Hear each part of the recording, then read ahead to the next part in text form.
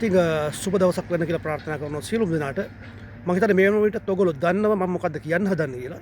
මොකද උද මේ තර්මේල් එක දැක්කම ඔයගොල්ලෝ හැමෝම දන්නවා මොකද්ද මේ අද කතා කරන්න හදන මාතෘකාව කියලා.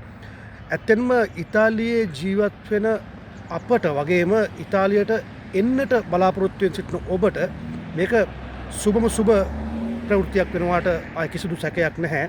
මොකද කාලයක් තිස්සේ බලාගෙන හිටපු රියදුරු බලපත්‍රය ගන්නට බැරුව ලත වෙනවද විඳවනවද මේ ඉතාලිය තුල ඔබ කියලා මම හිතන්නේ ඔබ දන්නවා. ඉතින් ඒ නිසා මේ ආරංචිය මම හිතුවා අද ඔබට ගෙන එන්නට ඕන කියලා. මොකද මේ වන විටත් අපි වැඩි කතා බතා නැතුව අපි කෙලිම මාතෘකාවට යමු.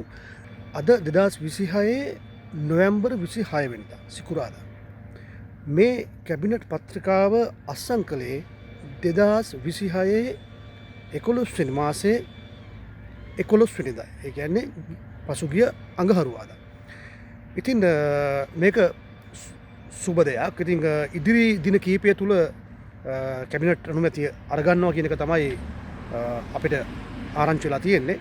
මේ පිළිබඳව නිල වශයෙන් නිල දැනුම් දීමක් කරලා තියෙන අමාත්‍ය බිමල් රත්නායක මහත්මයා මෙහි තියෙන විශේෂම කාරණය වෙන්නේ මේ කැබිනට් පත්‍රිකාව අත්සන් කළේ ඉතාලි රජය ඔවුන්ගේ එකඟතාවය පළ කළාට පස්සේ තමයි කියලා අමාත්‍යවරයා කියනවා. ඒ කියන්නේ මේක කටකතාවක්වත් එහෙම නැත්නම් හිතලුවක්වත් නෙමෙයි, මේක අනිවාර්යයෙන්ම සිද්ධ වෙලා තියෙන දෙයක්.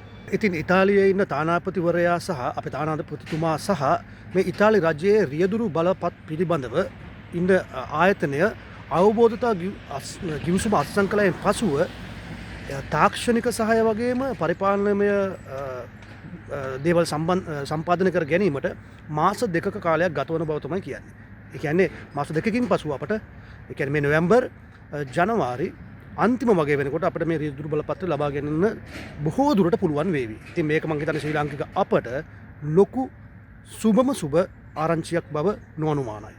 ඔබට වැඩි විස්තර බලන්න අවශ්‍ය නම් බිමල් රත්නායක අමාත්‍යවරයාගේ Facebook ගිණුමේ මේ පිළිබඳව සියලු විස්තර A to Z සටහන් කරලා තියෙනවා. ඉතින් මේක මම කියන කතාවක්වත් මට කවුරුත් කියපු කතාවක්වත් නෙමෙයි. ඉතින් ඒ නිසා ඔබට මෙහි ඇත්ත නැත්ත බලා ගන්න පුළුවන්.